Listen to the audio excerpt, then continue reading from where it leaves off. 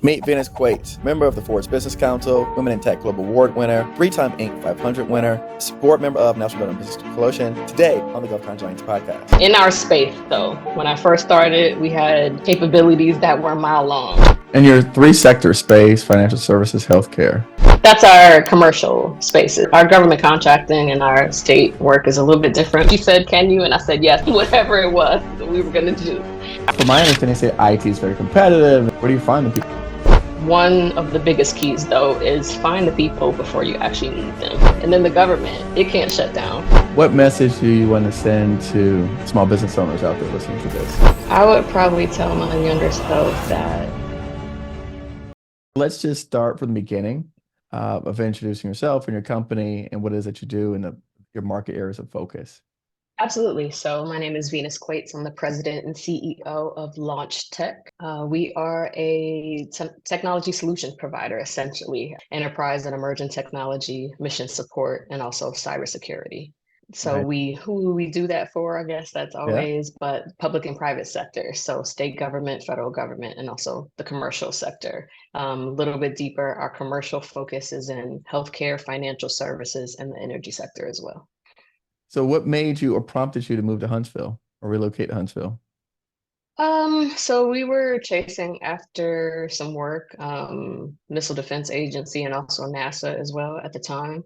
And, there's a plethora of companies in the DC area. And actually, you can do this business anywhere. You don't have to be. We were headquartered in Buffalo at the time. And I think I believe in proximity and having conversations with people who are doing what you're doing. And, I don't champion being the only one in spaces. I mean, it's cool, but when you're trying to grow, you want to make sure you are doing so under the tutelage of somebody who's been where you're trying to go. And I didn't have a lot of that around me. I know the pandemic taught us that we can reach people anywhere, and a lot of these Zooms and virtual interactions happen.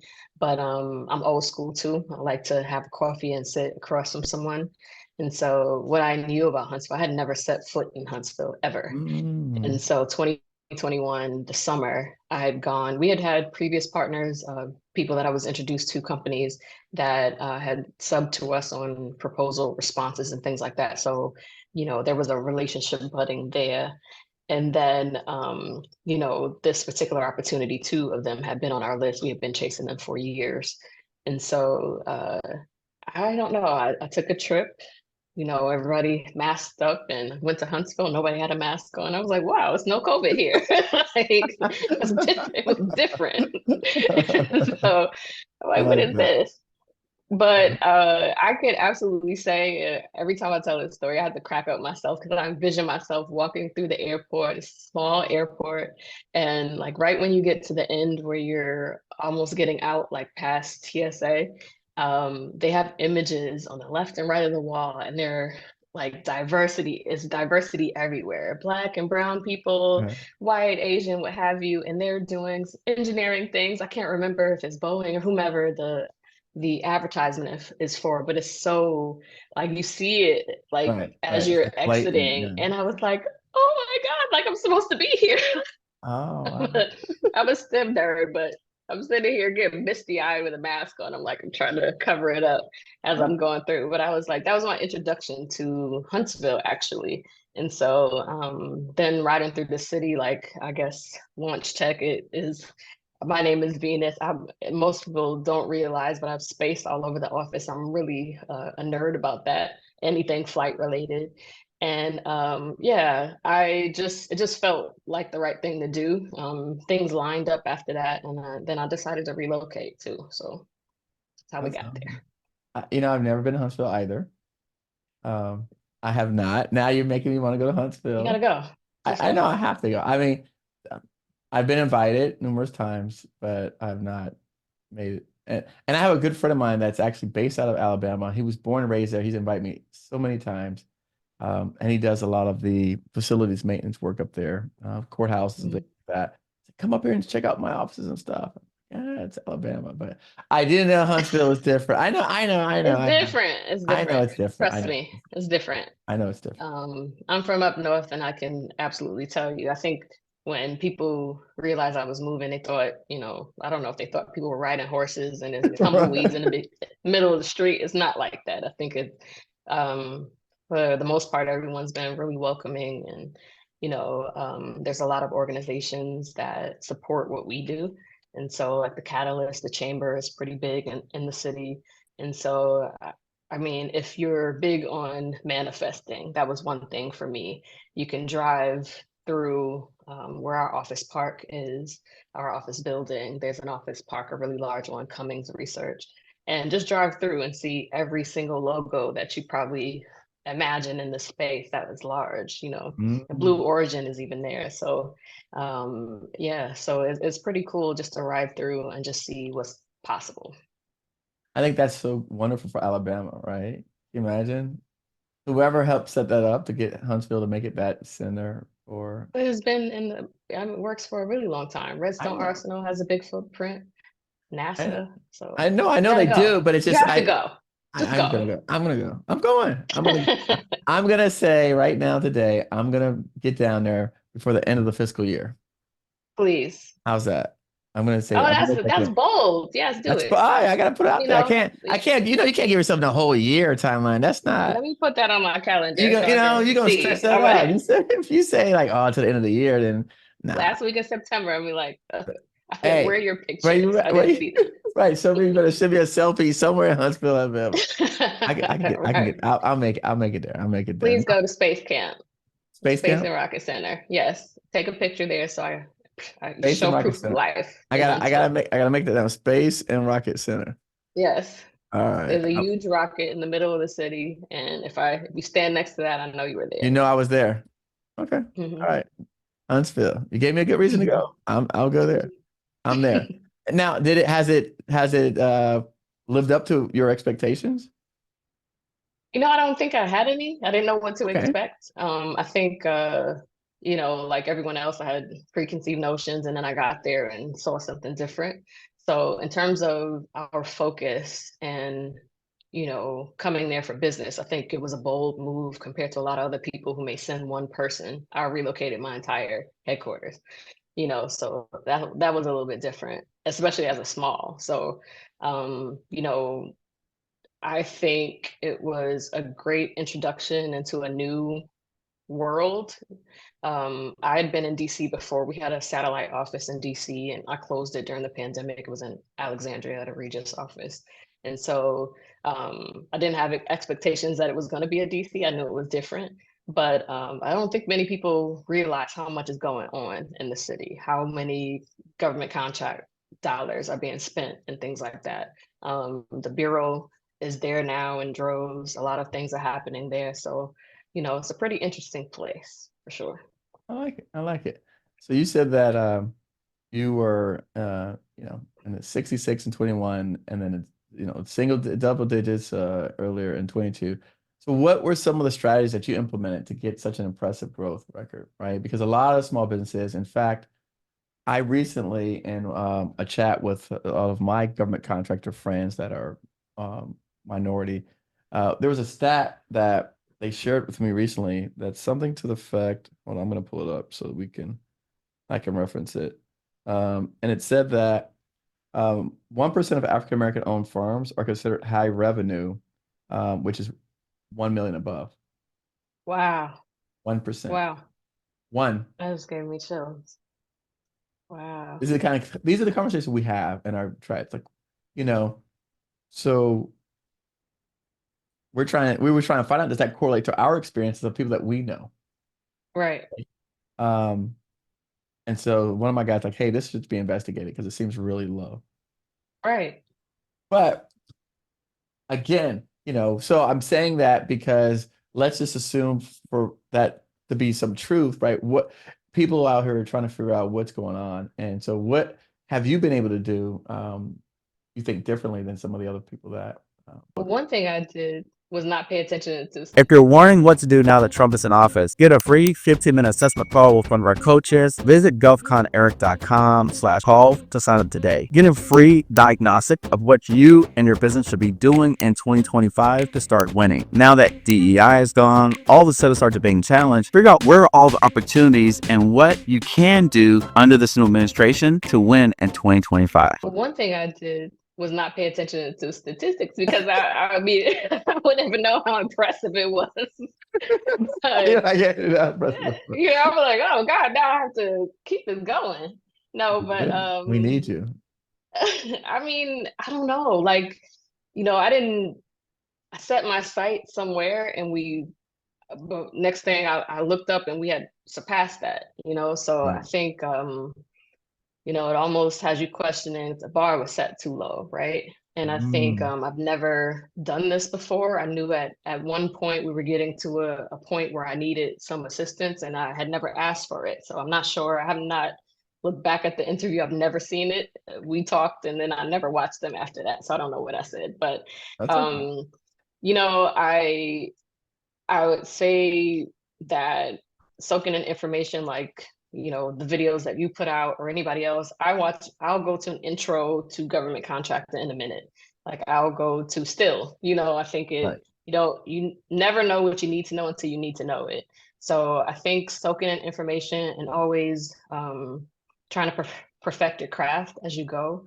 Another thing that kind of led us to that was I think till you get to a certain point in dollar value or dollar number revenue, um, you should eat everything on the table. And that's literally what we did in our space, though. So Right. when I first started, we had capabilities that were a mile long. We did everything. If our capability, one page capability statement could have probably been an 8-point font, it could have been 25 pages.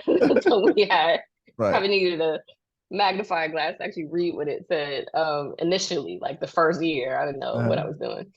So I think as you progressed, I really don't know. I literally just kept at the forefront of my mind the mission of my customer. One thing that I wanted our customer to know that we knew them too. That was really important to me. And then I just replicated. One good thing that doesn't happen often, we got a customer that remembered me from a veteran conference in San Diego that I'd been to in 2019. And they were one of the reasons why we actually grew a lot during the pandemic. One of their supplier diversity officers, and also their a woman who was high on the IT procurement side of the house. They called me out of the blue during the pandemic.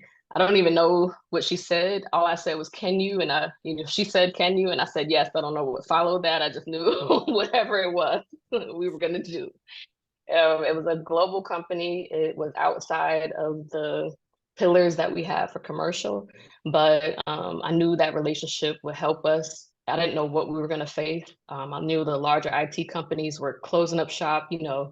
I figured a Microsoft and a Google and all those, if they were closing offices and making all these transitions, that they probably had experts and whomever else telling them what to do. They weren't doing it just haphazardly. Right. So I Right. looked at what they were doing and I was like, in my small scale, I could probably follow suit, right? So I Yeah. knew healthcare was going to be big. I knew from a IT infrastructure period, people were going to be worried if they can actually support their workforce that was going home. So in my little bubble, I figured, what could our team do? We needed to put that gas mask over ourselves first, you know, an oxygen mask over ourselves first, not gas. We don't want that. Oxygen mask over ourselves first, and just kind of figure out how we can immediately. We were kind of working remotely anyway. Fix that first, and then go out to support our customers. So I think all of that, just perfecting our craft, seeing what was working, and replicating quickly, writing on a process and replicating that quickly, so we can make all the money we can. I think that was the reason why we grew pretty quickly. How do you find staff? Because from my understanding, say IT is very competitive, and everybody wants the best talent, and right, and you have to pay for top talent. How does a small business starting out, hire that type of talent? Hey guys, this is Eric Coffie with Govcon Giant here, and I'm so happy to announce a strategic partnership that we have with Encore Funding. As you know, for many, many years, I've been helping you successfully navigate the world of government contracting and helping you win contracts. But as you know, we've always fell short in trying to help get you access to capital. Well, with our new strategic partnership with Encore Funding, we've now closed that gap. Whether you are in the goods space or services space, we can help you. Now, I will say this, right now we are focused on companies particularly that have services in line with goods. So if you're just reselling products, we haven't solved that issue for you yet. However, if you have a service that comes with a product, or a product, that comes with a service, there's an area where we are able to help you out. So again, I'm going to have all the information below for those of you who are interested.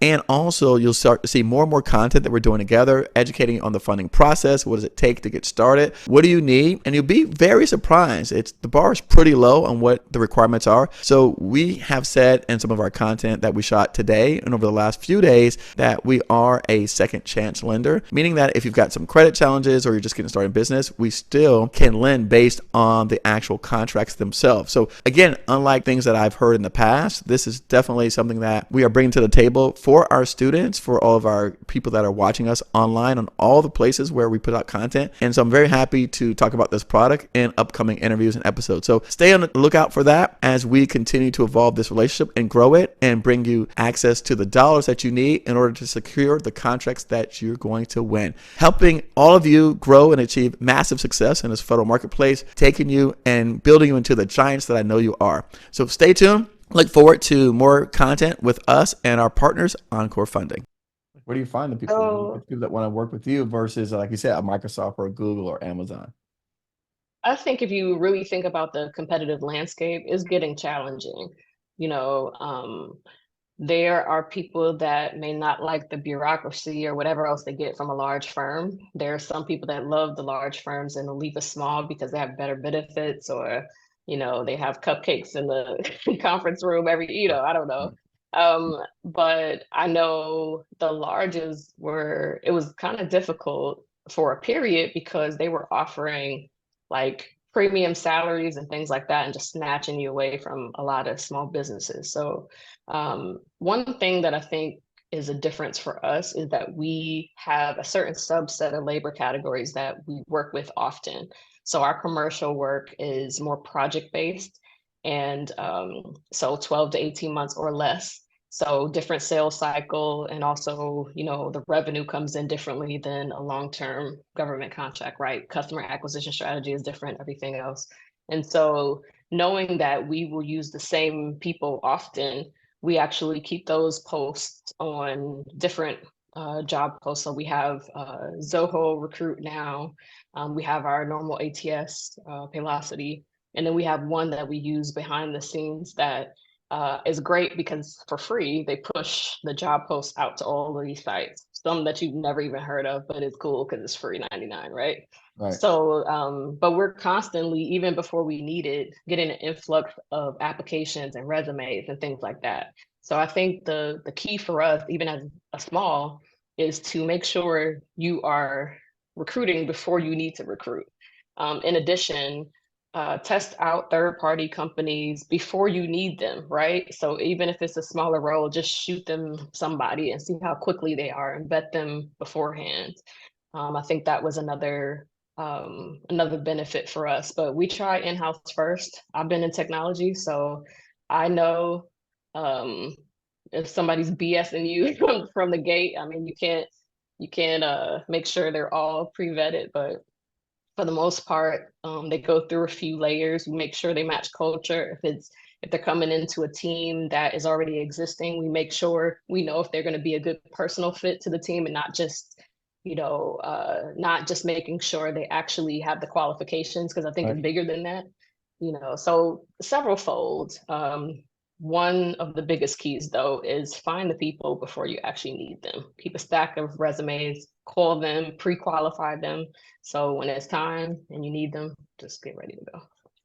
I like that. That's great advice. Did you work? I know that you worked for different companies in the commercial sector. Did you ever work in the government sector? Mhm. You did. I was a government contractor for quite a bit. So after I got out of the military, I I was overseas in the military and went from Italy, my last duty station, Aviano, to England to work for General Dynamics. So that was my first job out of the military, and I was doing everything from and knock floors, you know, probably asbestos and whatever else in your hair. I don't know what it was, but so running cables, splicing, everything. So I've been there, done that, right? So that was my first opportunity working outside of the military, and then you know I came back stateside and up and down the East Coast working for government contractors in the DC for 4 years before I went commercial. Okay, but not as a government employee. Oh no, not as Yeah, government service, exactly. not Yeah, at just all. contract on the Yeah, side. So okay. yeah. All right. Um, is how much of that do you think helped you starting your business, Launch Tech? You know, I was always inquisitive, like wanting to know what my bill rate was and all those. And I don't know if it was because I was nosy. I never thought that I would have a government contracting company, but I wanted to know, you know, Right. You're I like, think it helped you yeah. From a career perspective. It helped me figure out how much I tell you I need, you know.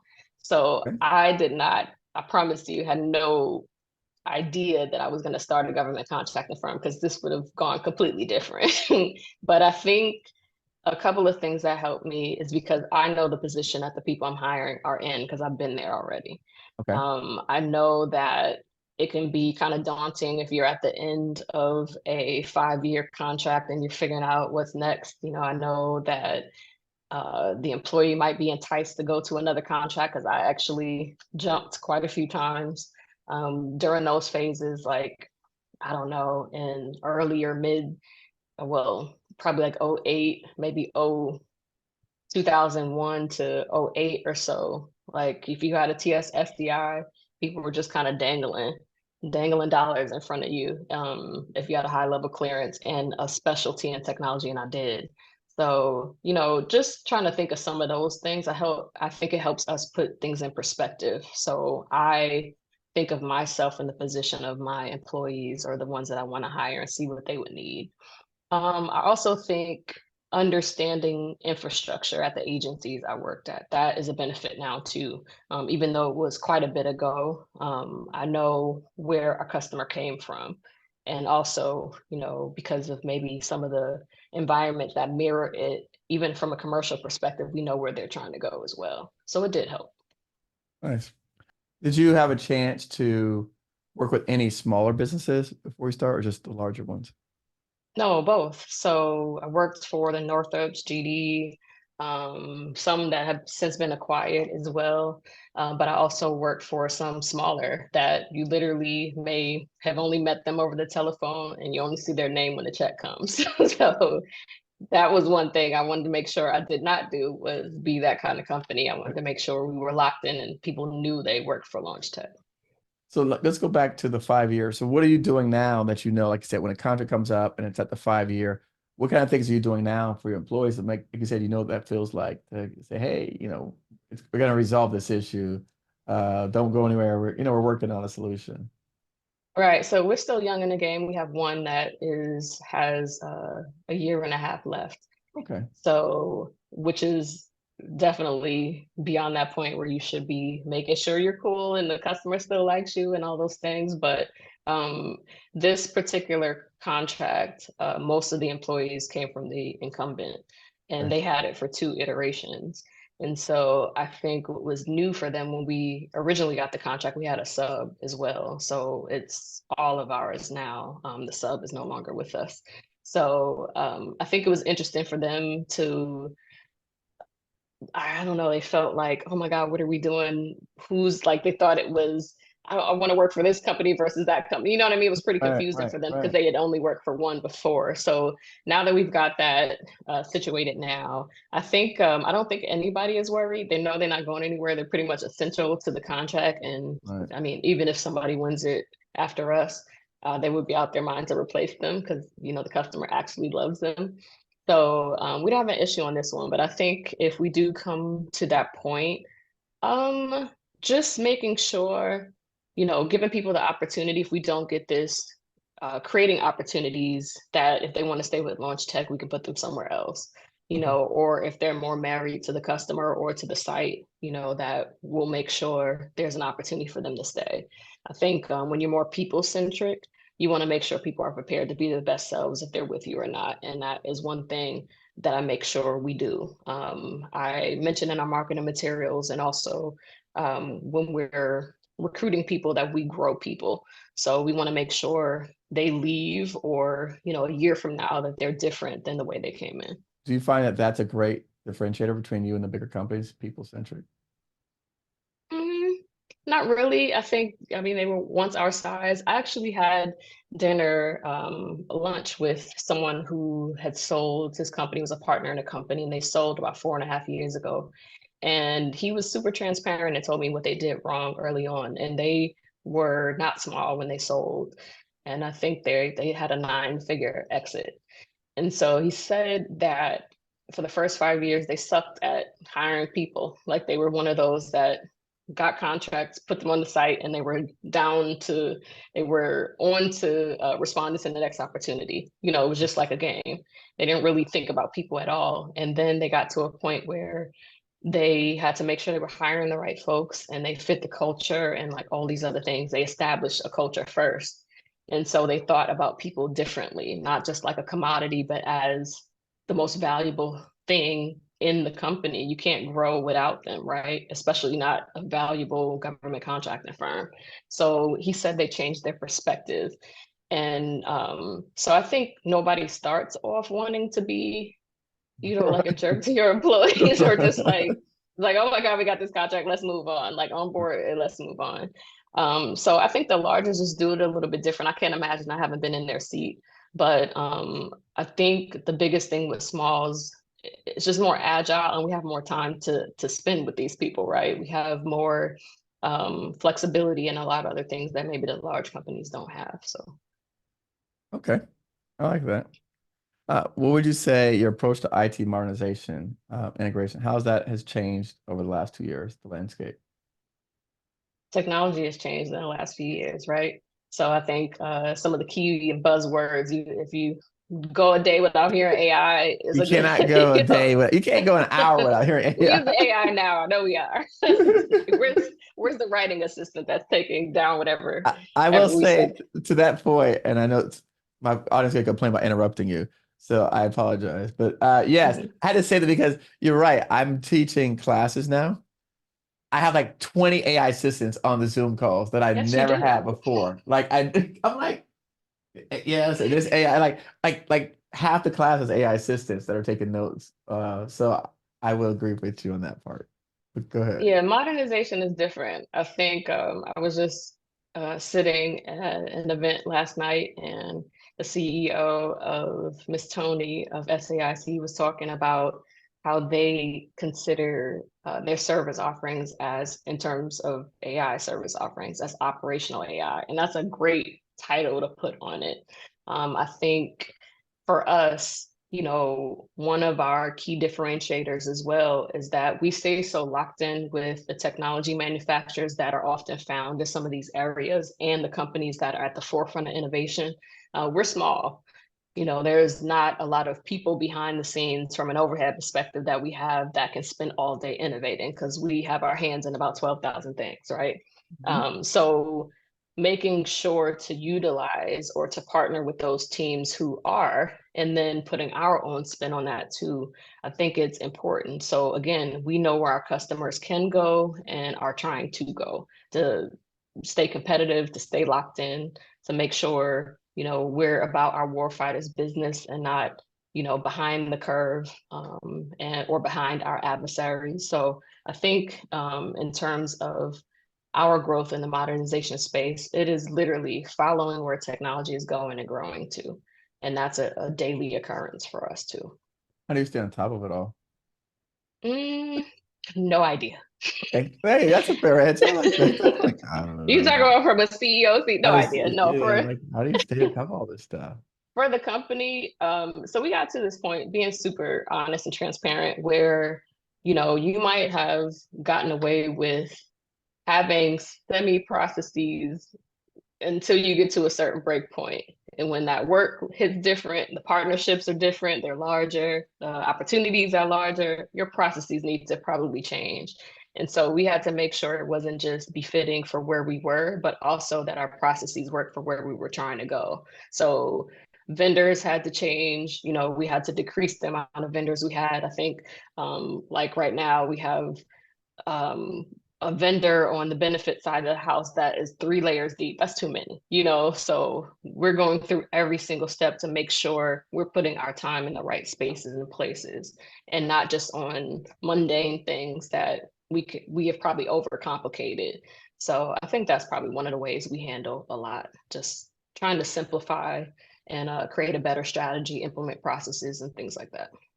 And your three sector space, financial services, healthcare, right? Is that how we define them? We know health, is that, yes? You're gonna That's our commercial spaces. commercial So spaces. our government contracting and our state work is a little bit different, but from a commercial perspective, financial services, energy sector, and healthcare. Okay, let me ask you this. How much is government? How much is commercial? Percentage wise? So I would say probably 60%. It depends on the day too. So 60% government across state and federal, and then 40% commercial. So sometimes commercial can be a little larger in terms of revenue though, because we do more projects on that side. So like we could have 5 12-month projects going on, implementations at one time. And so when those spin down, then government can probably be like our highest revenue generating at the time. So it depends on the month. Okay, okay, fair. The question I was going to ask was, I know that like we talked about the pandemic, we had the healthcare that kind of took over, and then so how are we now with between healthcare, financial space? Is healthcare now taking a backseat to space and financial services, or no? Or is No, still I healthcare think leading the pack out of the three? not really. So I think, well, the real reason why I even chose those spaces is because they have to be up all the time. They So are. if you're thinking from a small business perspective, do I want to have a customer that if there is a catastrophe in the world, they will close shop or they're not spending a dime and everything else? So Right. financial services was still moving and still working. So with healthcare, obviously, and then the energy sector too. Somebody has to keep the lights on, literally, right? So, and then the government, it can't shut down. So Right. all our focus and our sweet spot is critical infrastructure. And it's not just the actual technology of it all, but it is the markets and the customer segments that we support. They're all critical to our world operating, really. So No, that was a great bet. I think we don't a lot of times people don't think about in that manner. come That's on why over to the dark side. no, look, I know, I agree with you. I mean, I had to learn that the hard way, knocking my head on the concrete. So that's how I learned it. I learned it, but I did learn it though, and ever since then, that's why I've been spreading the gospel of it. How's your team changed since that time, since we spoke last? So, funny enough, when I asked any entrepreneur at whatever stage they are, even those who have exited, their hardest was to hire that frontline team, the right frontline team. And, it's unfortunate because you get attached to people and they become a part of your tribe. For us, it's the crew. And, so as you go, you want to keep these people and position them for greatness. But I think our internal team, I had the right people to sustain us, but I didn't have the right people to grow us. And so I've been a little bit more, well, a lot more selective on who we brought in with a focus on making sure they can help us get to the next break point or even beyond that. So I think, you have a sense of urgency early on because you just want to, I don't know, take the foot off of your neck and breathe for a second. You have so much going on, so much on your plate. You just want to tip it over a little bit and give it away like it's just somebody else. Yes. So you're so just like pressed to do so. And unfortunately, it may be in the wrong hands or, not so capable hands, right? So I think that was one of the things that I struggled with early on and it's still a pain point. But as we're growing, I'm making smarter decisions on who we place in our front line, our back office team, and things like that. And I think one thing too, you win one thing, and people are so anxious to go build the whole team behind you. I think it's okay if you still have outsourced. There's a lot of companies that do operational outsourcing or back office and things like that. And there's not an issue with that. Like they can fold in as part of your team, HR staff, IT. And if I knew then what I knew now, I would have probably done that for a while. So we could focus on business development and sales and things like that and what we did best. And then as we grew to a certain point, then kind of brought in those experts to kind of maintain and grow. What are you using in terms of how you're determining who are the right people to put in the right place? Or, I mean, is that coming from mentorship? Is it coming from, like you said, some of your lunch and learns with these CEOs who've exited? I mean, where is this coming from? Is it coming from, watching, I don't know, books from General Electric and reading the CEO stories? Like, where do you get Yes. information from? All of the above. I think I just took the book off my butt. I have a book from David Stewart, Leadership by the Good Book. Like I've Ah, yeah, literally been I reading love that. that book. I love The that. first thing, to be honest, was to make sure it wasn't me. I think from other people's perspective, if you're at a large company, you would rarely work close to or even see the CEO half the time. So when you're small, people have access to you and they may not have had that before working for a large company. So that can be a shocker. And so, you're always going to be the bad guy because no matter who quits, I still own Launch Tech and I'm still the head of the company, right? So even if it wasn't my fault, it's going to be my fault. So I had to kind of deal with that for a bit. And then I know my responsibility is to make sure I do what's best for the company. Even though I have people at the forefront and I love people and I'm always going to go hard for my employees and our customers too, obviously. But that part was a little bit challenging for me as we kind of went on and grew. But the advice is coming from all of those sources, just making sure I am a better person. I'm the head of the company and I'm leading with thoughtfulness and excellence and all these. Even I don't care how much you amass and how much knowledge you amass and how much you read, you're still not going to always get it right. So it's also allowing myself some grace and knowing that, okay, I may not have got it right today, but let's try again and do it tomorrow. I appreciate that. What are some of those habits and routines that help you life some grace and to decompress from some of this craziness? Decompress, what is that?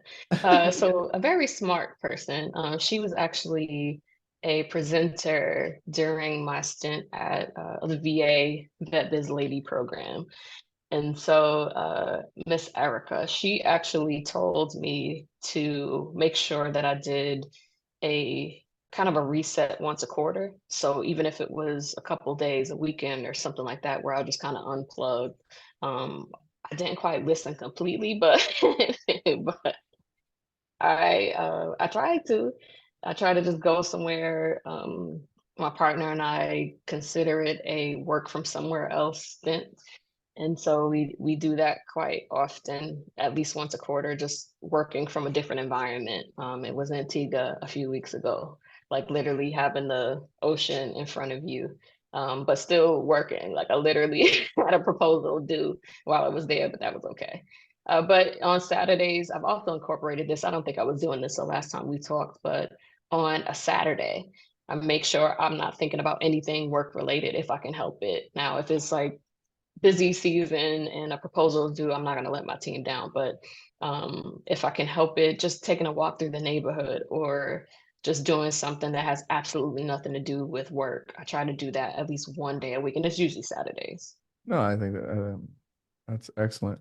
Um, talk about, I know in the past we talked about importance of mentoring, giving back. How have you continued to support other entrepreneurs and small business owners? Absolutely. So And I know you do a I don't know lot, if we, by I the do a way. So lot. you do a lot. So um, you know, I'll let you share in some of those great things that you've been doing for people. Yeah, so we have an initiative called Launching Scholars that we created in-house.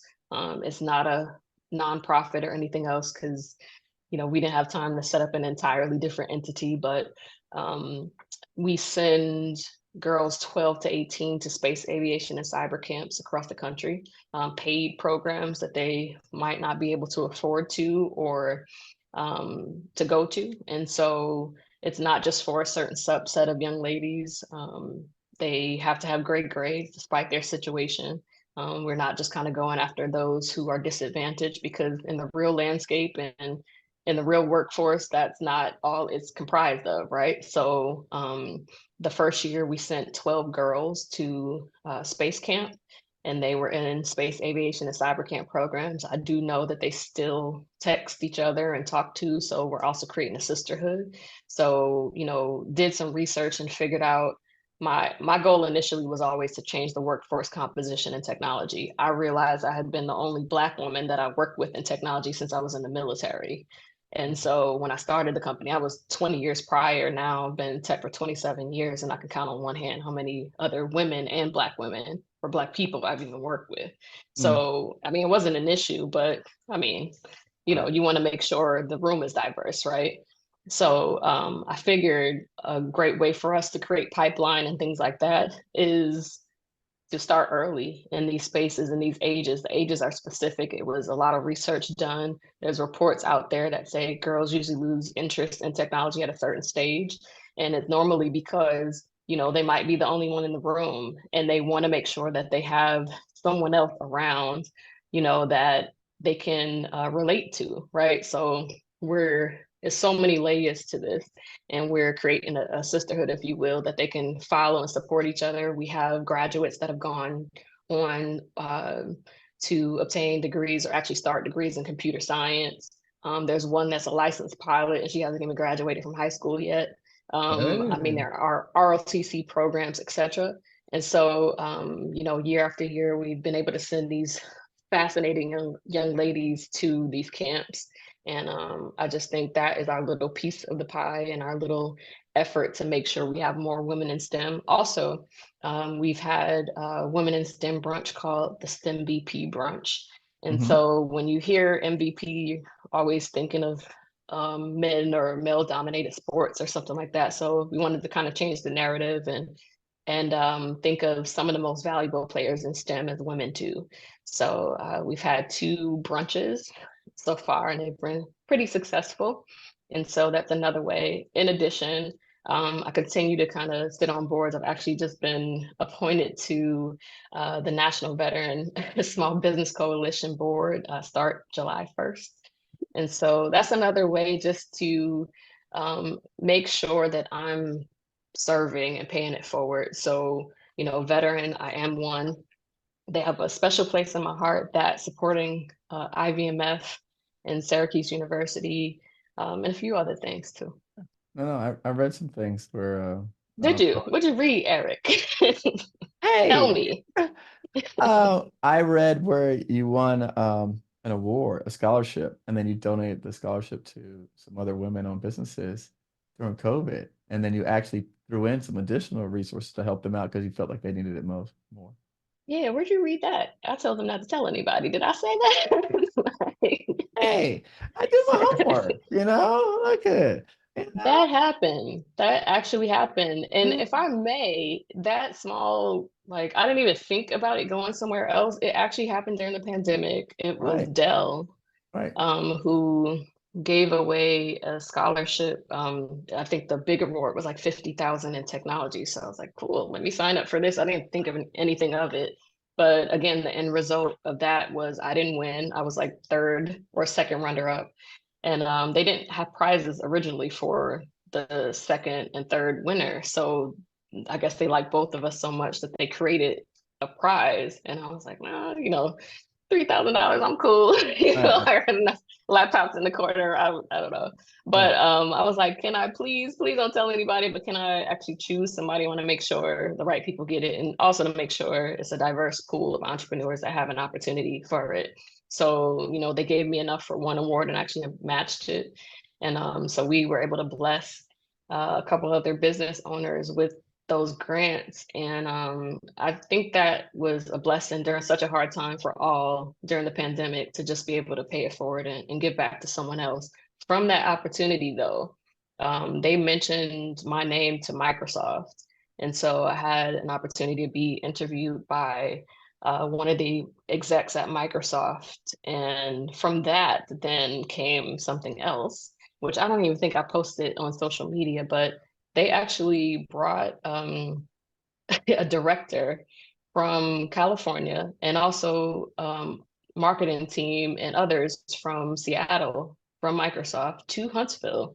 There were like 40 people, and camera crew, everybody else. And they actually asked some of my favorite places around Huntsville. One was Space Camp, Space and Rocket Center. And so they created a commercial that was everywhere. It was translated into 18 languages and it played all over the world. It was crazy. So that came from me giving the money back. Right. No, I like that. Nuts. Yeah, no, it's nuts. And by the way, so David Stewart's book, when we did our first quarter meeting with my executive team, that was part of our devotionals, that book. So Okay. yeah, Wow. that was in So fact, I spoke at a conference last week for MBDA luncheon, mhm, and that was one of the two books that I referenced. The other one was Reginald Lewis, Why Should White Guys Have All the Fun? So those are the two books. Only because if you read the books, well, not only, but one of the major reasons is because um, so David Stewart went through the 8A program. Um, yes. and so that's why I referenced it, because it was an MBDA event, and a lot of people don't know the history of these programs. And then Reginald Lewis got his start with MESBIC, which was the precursor to the SBIC programs. So those programs have really propelled us in ways that I think if people don't know their history. So I like to Right. showcase that. Plus, I mean, there's a lot of other spiritual references that I think a lot of minority people can identify with. And so, but we Mhm. don't look at it in terms of entrepreneurship. So in fact, this is something I put on my cup that I now carry around with me Ah, yes. because it's that is what I feel like I'm fighting against a lot of times when I'm talking and training and teaching. Also, like that's interesting. I think that's an interesting point to make.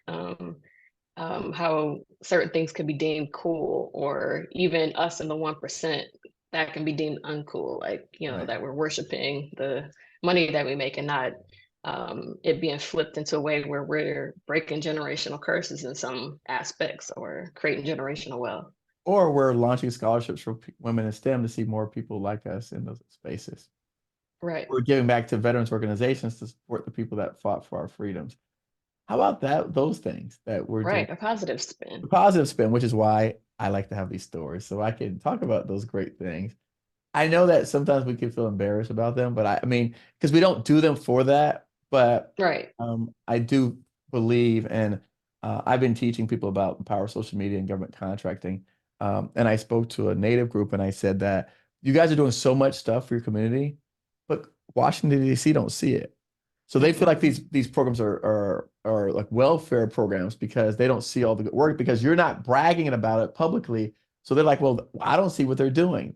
And because you're just being humble and doing the good work. Like if you've ever been to any of the conferences, like NHO, for example, that conference doesn't talk about winning contracts. It talks about giving back the community benefits, and that's what they showcase. Mm. And I go, but we never see this anywhere else outside of this event. So I try to encourage them, and it's not to be bragging, but it's really part of your culture and community and who you are. And so, unfortunately, if people don't see it publicly, it's almost like it didn't happen nowadays. And I'm actually going to take that as as confirmation on something that I was thinking about too. I think we as leaders and entrepreneurs can do our company a disservice as well. I tend to think I don't say too much about the things that I've done, even what you just shared, because of humility. I don't think service always has to be shown and things like that. But I posted something the other day and just to show gratitude for the company that featured me somewhere. And I didn't realize how many other people would have been inspired by it. Like that's not why I actually did it. So I think we need to make sure we understand that. Like somebody else needs to see that you exist. And Yes. even you, the way that you showcase us and highlight us. I know you have your own business going on. You were Yeah. successful in all these other things, but to actually change the narrative and highlight us, I think is a wonderful thing. And I really appreciate you for that. No, thank you for that. And you know, it's interesting that you say that because one of my guests recently said to me, Eric, thank you for showcasing the work for people who just put their head down and go and do the work. Hmm. And you know, this is what I've always wanted to see. I knew you existed, but I didn't have a chance to meet you, see you. We didn't have a chance, like you just said. You said I went 20 years, I didn't see another black female in this area. How many other people are out there like that that do not get to see it? And Exactly. so for me, I know that's happening and I know that that's existing everywhere. And so I'm like, where are the people at? Like they, you know, and so they weren't giving us platforms. And to be honest with you, and I'm very proud of the work that you're doing. You know, we had our conference last year for the first time, and I'm having my conference again this year.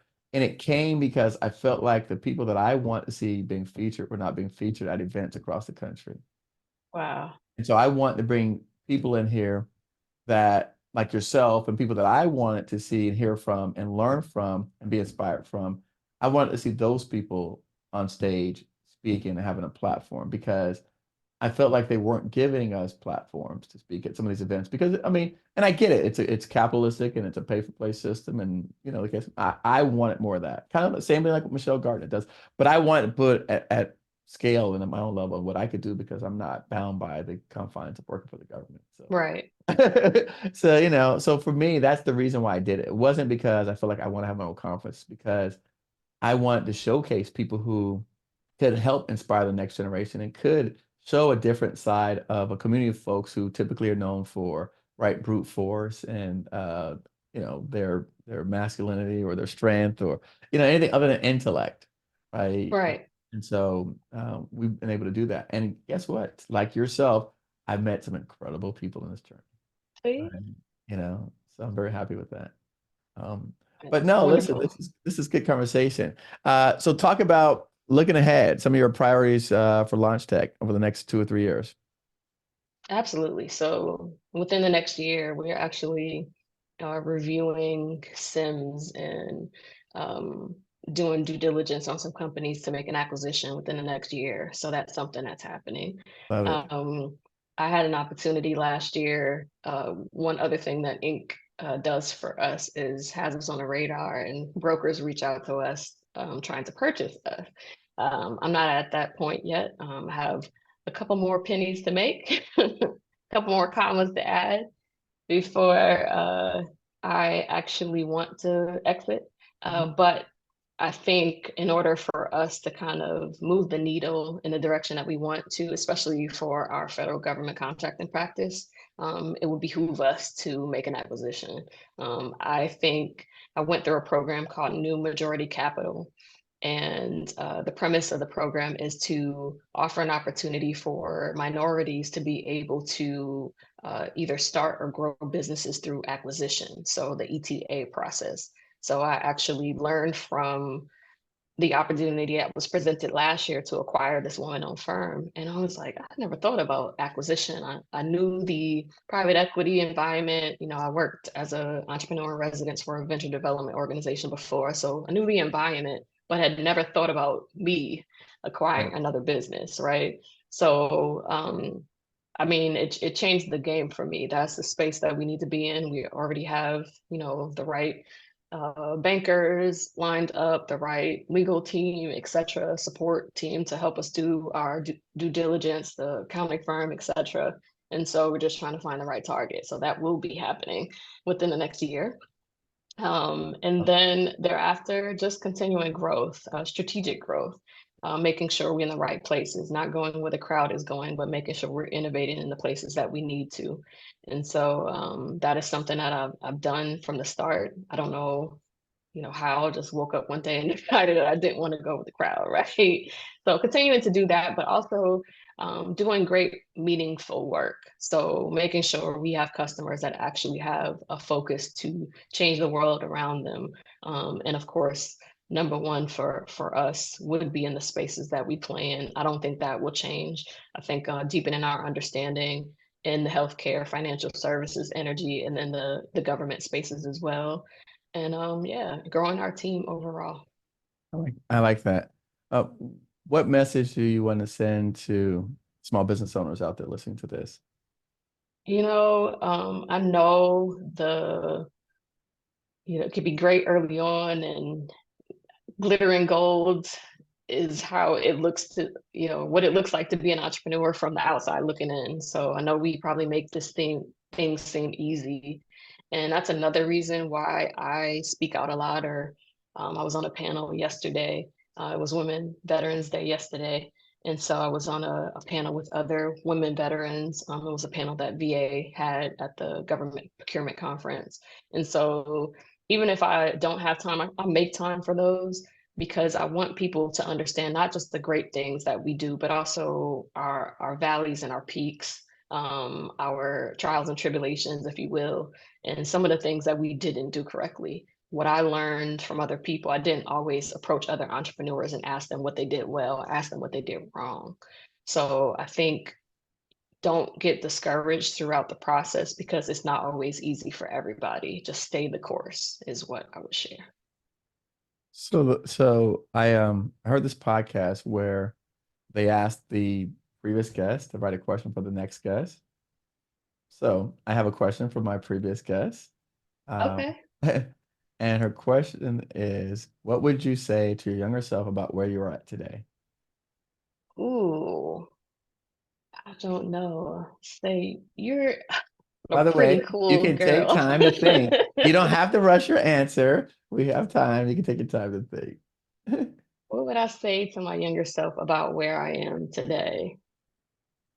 I would probably tell my younger self that, you know, make sure you understand now that your network is your net worth. Make sure you keep everybody's number. Don't change your telephone number 8,000 times. You know all these people, you actually build relationships with these folks, because I mean, it could definitely help you grow into the woman you actually became later on. So I think one of the things I've learned now as an adult is that your network is your net worth. And I wish I had done more to kind of establish that as a younger person. So be friends with everybody, be nice with everybody, because you don't know who you're going to need later.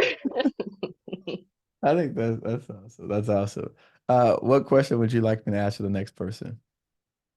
How are you as you give to others? And even if we don't think we're doing so as entrepreneurs, we do every day. We're giving to someone else, even if it's our customers. How do you refill your own cup as you're giving so much to other people? All right. I got it. I got it. Great. Good stuff. Well, listen, as always, it's a pleasure. Great connecting. I look forward to seeing you out there. It's funny, we don't cross paths often in this I world. know. It's surprising because we're both doing stuff, but we just don't cross paths. I think as you're going to IT events and I'm going to construction and I'm going to small business events. So I think that's probably why. There's something happening that I think will be an intersection between the two on our end. So I'll talk to you later about that, and I'll make Okay. sure we do cross paths before the end of the calendar year. How about that? Okay, calendar. I'll take it. I'll take it. Yeah. All right, good Okay. stuff. All right, good stuff. Well, listen, thank you as always. A pleasure, Venus. Have a great day. Enjoy, and thank you for all the good work you do. We appreciate you. Your